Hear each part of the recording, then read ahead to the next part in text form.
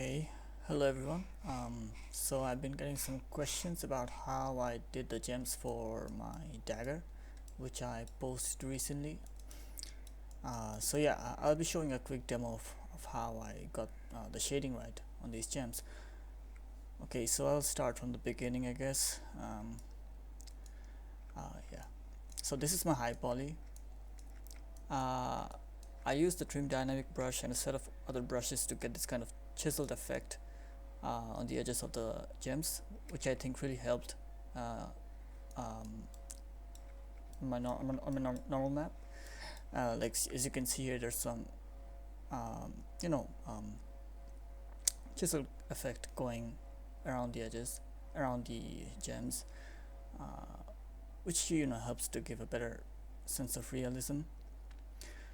And yeah, I think you might want that on your high poly too. Yeah, I guess this is pretty much it for the high poly, and then I made my low poly. As you can see here, I didn't go cheap on my geo count because I wanted to go to maximize visual fidelity of my asset as much as I could, and didn't want to limit myself to technical limitations. So yeah, you can see here it's simple, pretty simple stuff here, nothing too complex. By the way, you would want to keep these gems separate object when you bring them in Marmoset, so keep that in mind because we'll need them later. So after this, I started texturing in Substance Painter. It's pretty basic overall, nothing too complex again. So this is my base color,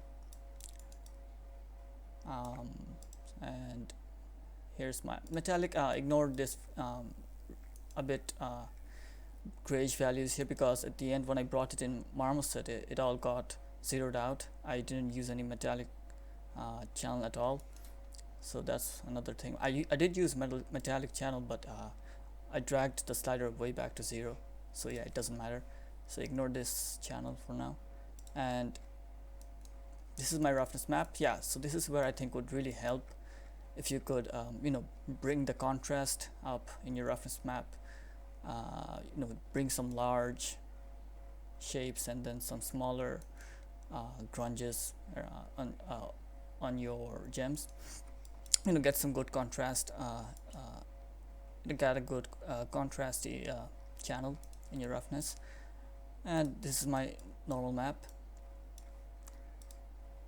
And I guess you won't need the other ones because I didn't use them at all. Yeah, so these are my basic channels, roughness and normal.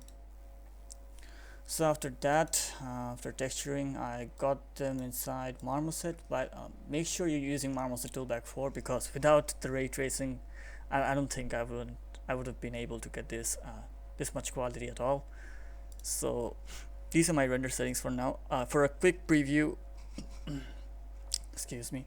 When I'm like previewing stuff, I don't want to really crank up the values way high because it would take a long time to get a preview. As you can see, it takes a bit of time to render.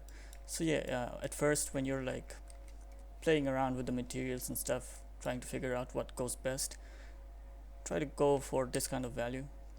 1 bounce I think would be enough, and transmission 4. And these are my other settings which I used. Okay, so the main thing, the materials. Here's the main thing. So yeah, I plugged in my normal map, albedo map, and this is where I played a bit. For the transmission I used the refraction tab, and then I played with these sliders. You can copy it if you want. I don't think these I think these were the default ones. So yeah, this was the roughness map, and the refractive index is 2.2. If you change this, you can see things get, if you can play around with this if you want to get a different effect, but 2.2 was the one that worked best for me, so I kept that one. And as I told you before, I didn't use the metallic channel at all, because if I crank it to 1, then it just doesn't work out. So I dragged it way back to 0, and I think you'd want that too. Okay, so here's another thing. I think I need to mention this too. So if your gems or anything are like sitting on top of something, like for example it's sitting on top of another kind of like a gem, big, I don't know what it's called, like a gem cover, I don't know.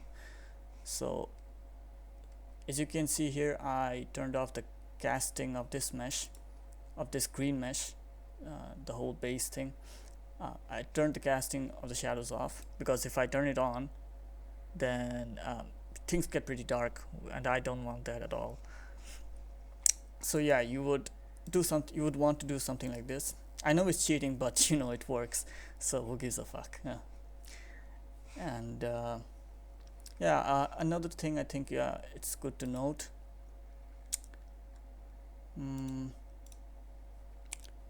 I think for this, I think it's the lighting plays a really big part for the shading, because I noticed if I go for something a bit like let's say a different HDRI, let's say I choose this HDRI, sometimes it doesn't work out. So I mean, as you can see here, the colors get a bit, it's not as flashy as before, but you get my point. So for my for this scene, I use the Studio Tomoko, which you can find in Painter's resource library. I'll show you where you can find it. So you can go to, you go to your Painter install location, go to resources, starter assets, and environment, studio, and then you'll find the Studio Tomoko. So you'd want to choose that, and then as you can see here, I played a lot with the lighting, and that's what I think really helped for my scene. So yeah, you would really want to do that. Let's see. So yeah, play with the lighting a lot.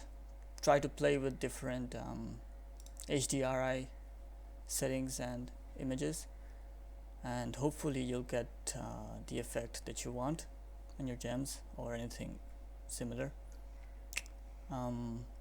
Hope this helps, and yeah, see you later. Goodbye.